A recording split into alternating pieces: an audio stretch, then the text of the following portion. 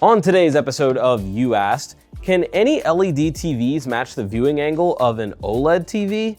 Should you go with a 75-inch LED TV or 65-inch OLED? And the return of my favorite username with a pretty interesting question around OLED monitors. Welcome back to the channel, everyone. This is You Asked, the show where we answer your tech questions. If you've got something you want to know, send your question to youasked@digitaltrends.com. And don't forget to tune into the show to see if your question has been selected. Our first question comes from A. Malo, who simply asks, TCL QM7 from 2024 or TCL QM6K from 2025? Good question, and one I'm sure that a lot of people ask themselves when it comes to going with a current year or previous year's model. Still, to me, the QM7 is the clear winner for the reasons you might expect.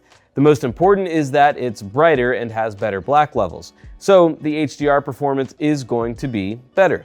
Image processing is also a bit improved on the QM7. Now, the QM6K, in our review, did stand out because of how accurate the colors were out of the box, but the QM7 is still going to be the better buy, especially if they're around the same price right now. In fact, I think that QM7 is pretty slept on. I remember we were a little bit disappointed by the 2023 model, the Q7, but when I saw the QM7 in person at CES in 2024, I was immediately impressed at the improvements they made. Especially if it's a good deal right now, I'd go for it. The next question comes from @ADuncan5788, I believe, who asks, should I consider a 75-inch QN80F model or a 65-inch OLED TV with the same budget? What do you think?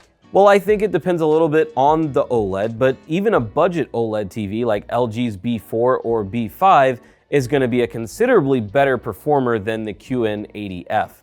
That mini LED TV from Samsung isn't as bright as some of their models higher up in the line like the QN90F. Typically, brightness might be one of the only advantages that an LED TV has over an OLED, but that's not likely the case with the QN80F. Again, I'm not exactly sure of which OLED you're looking at, but if we compare it to an LG B series OLED, for example, it doesn't come with any huge advantages other than size in your scenario. Both have 4 HDMI 2.1 ports, and LG supports Dolby Vision where Samsung does not. Game mode responsiveness and input lag is pretty similar by the numbers across both TVs, though the QN80F does have a faster match refresh rate at 144 Hz compared to 120 Hz on the B4. Still, I wouldn't say that's enough for me to give the nod to the QN80F. And as for size, a difference of 10 inches isn't going to turn the tide either.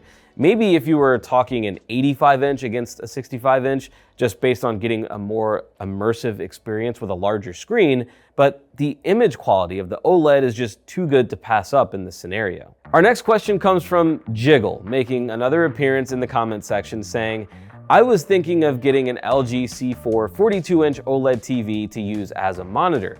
I'd be watching Netflix and whatnot, but it's quite expensive. So I thought of getting an OLED monitor and pairing it with an Apple TV.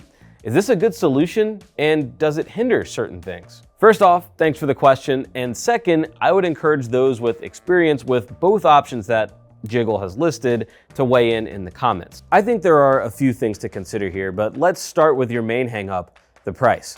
I'm seeing the 42-inch LG C4 at $900, and I think even that is with a $100 off sale.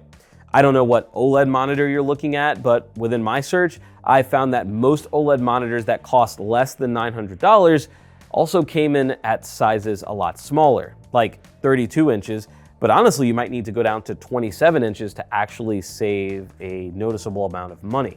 And if you had your eye on a 42-inch TV, that's a pretty big compromise to make. Anything around 42 inches in the OLED monitor department actually costs more than the LG C4. So unless I'm missing something, that's kind of a wrap on that. It feels like a 27-inch monitor to save money, or just go with the LG C4. But there are some other things to keep in mind as your search continues. The first is the operating system. You mentioned potentially pairing it with an Apple TV. You should know that some monitors do come with a built-in operating system like LG's WebOS or Samsung's Tizen, but they may be above that $900 budget. And in general, TVs just have better picture processing that's designed for viewing content like movies and shows, and I believe they have superior upscaling abilities as well. It sounds like you're more interested in that than gaming. So if I were you, I'd just keep saving up some money or waiting for a better sale and getting the C4 when you're ready, rather than chasing something that ultimately may not fit your needs. I hope that helps. Edwin Sallin asks, what TV brand or model has the best sound from built-in speakers, where you won't need to buy a soundbar? Thanks for the question, Edwin. Just going off of TVs that I've seen that have stuck out to me, I'm gonna go with the Panasonic Z95A, and you can literally see why it has such great sound. There's an integrated soundbar strip along the bottom of the TV, typically where you'd place a soundbar connected via HDMI, and it does a great job elevating the Z95A's audio performance. Where it stood out with our review was dialogue clarity, and I think it has a lot to do with the speaker placement in addition to size. Most TV speakers are along the back or sides of the TV, an immediate disadvantage when it comes to sending clear dialogue toward the viewer. With the Z95A, that clarity is literally front and center. Unless you want additional components like a subwoofer and surround speakers, you don't really need them to get a high quality audio experience in addition to outstanding OLED picture quality with the Z95A. Finally, Mike98058 asks if any LED TVs match the viewing angle of OLED. I'm gonna do my best with this one, Mike, but I think physics are gonna be the main factor keeping LED TVs, even some of the best mini LED TVs on the market, from matching OLED viewing angles.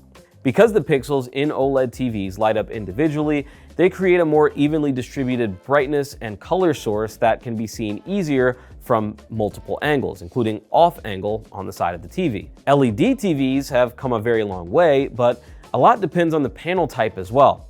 I notice it all the time when viewing my QN90C at home compared to some of the other brands that we get in the studio. Some of the bigger brands like Sony and Samsung are always working on improving VA panels to maintain great contrast, which is arguably most important when it comes to creating a great viewing experience, while also improving viewing angles. And certainly a lot more of their recent releases that use VA panels, like Samsung's successors to that QN90C and Sony's high-end 4K mini LED TVs the last few years, have reflected those improvements. But it just doesn't quite match OLED.